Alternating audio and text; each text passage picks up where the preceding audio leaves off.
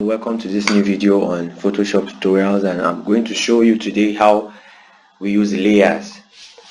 Well, layers are trickish parts of Photoshop, and they are the most, or I can call it the most frustrating for learners. Yes, for learners, it's the most frustrating aspect of Photoshop.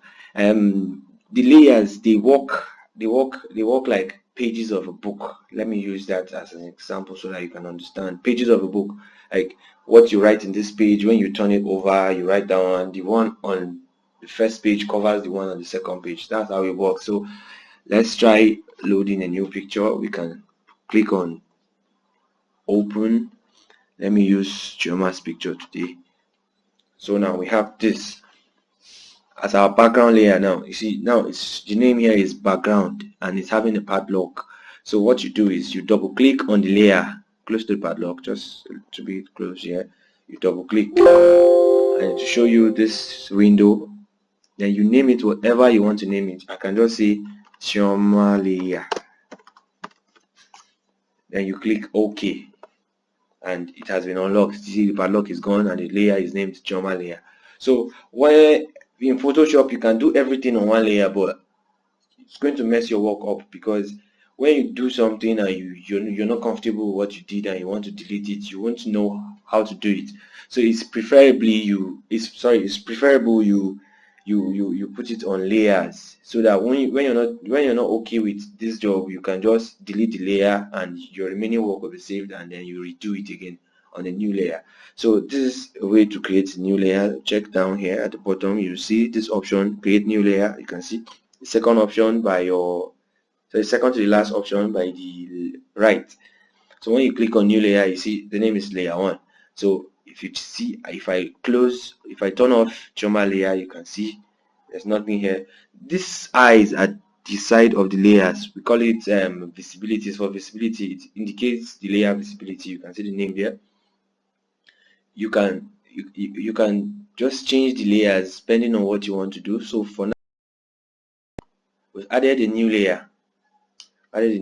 So what I want to do to this picture now might be, I won't really do any editing here, because it's a tutorial video and I want it as short as possible. So I will just show you a little trick here, and that will be all for today. So this is a brush. Let me pick, I picked one of the brushes. I like this brush. Let's use this brush. Let's say I want to draw something around her picture, or let's see, let me use black color. See, now I've reduced the size of my brush to 40. You can check here, you can see 40. So now I can just, let's say let me draw her eyebrows. I'm just drawing nonsense. It's an example. Okay, let's say you've drawn the eyebrows and you don't like the eyebrow you drew.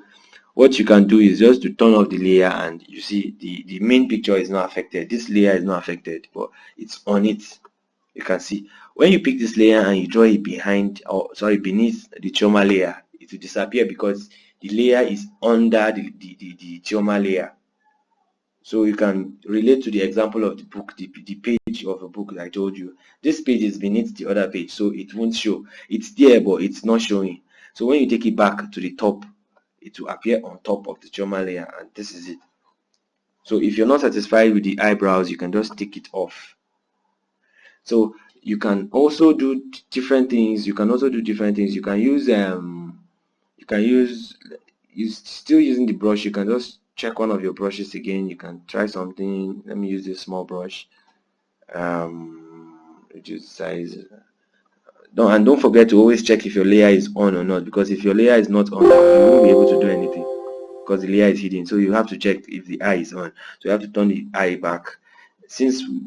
Okay, so now I've chosen a new brush, so you can just use the new brush to paint around. You can just see, I'm just showing an example, and then maybe see, you can see something like this. If you're not satisfied with this thing now, you can just turn off the layer, or you delete the layer and then you create a new layer and start all over again. Alright, so that's just the basic things about layers. If you check here, you see the presets for the layers. You see the opacity, this is fill, and then this is normal. This is the blending option. We call it blending options for the layers. You can lock the layer back. Look at the padlock here. You can just put the padlock back but you don't need, because when you lock the layer, you can't do anything on it. Mostly if you don't want to temper, if you're done with that layer and you don't want maybe to click something by mistake, you can just lock it so that even by mistake you can't do anything. If you can see, my mouse is now showing me the cancel sign. I can't do anything on this layer unless I unlock it. See, now I've unlocked it and the cursor is looking normal. So now I can show you an example. I can just pick another image. I can place another image on this image. Let's pick this other image. Yeah, this is still Choma. So what you do is, if you want to see the function of the opacity is to make, like the name implies, opacity, like to make to make the layer faded, or yes, faded, that you can see through it. For example, let me show you this. When you click on opacity, you can reduce it. Look at the picture. You can see the two pictures in each other. You can see my opacity is at 0 now. You can't see the layer on top, but if you increase it, the more you keep increasing, it will block the other picture. So that's the main function of opacity. Then for fill, I'll show you how to use fill. Fill is mostly done for single images, but for this you might not understand how it works, because it's almost the same thing with opacity. It's mostly when you have a single color background, not a picture. That's when the fill works. So then these blending options, you can see the blending options. This is darken, for example. You can see normal. It's just to blend the two layers together, the layer on top and the layer beneath. You can see dissolve. This is darken. You can see her hair here for the from the picture on top, and you can see the hair from the picture beneath.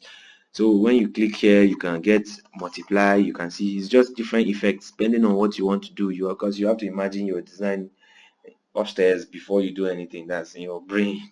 Okay, you can see how it blends to different. You can see it's two pictures, they're blending together in different blending options. You can just see how it is. So you can just think of one or two things to do, then you know how to blend them. You can see pictures on each other and see. So I came back to normal. This is normal. So that's the function of the blending options. So let me show you how the fill works. For example, I create a new layer. Using my paint bucket, I'll fill color black on this layer. Once you click on any part of the image, it will pour, as the name implies, paint bucket. You pour the paint in the workspace. So now I have black. So now you see this fill. Now this is how it works. You reduce, it's almost the same thing with opacity. You reduce the darkness. You see, you can see through the black. Increase it, that's all. It's the same thing with opacity, but with time you understand how it works, because most of the times it works with layers you stroke. I'll show you how to do stroking later on. So that's all about the layers. That's the basic things you need to learn about layers. Thank you for watching today's video. Don't forget to subscribe and share. Also like our video and comment where you don't understand. Thank you.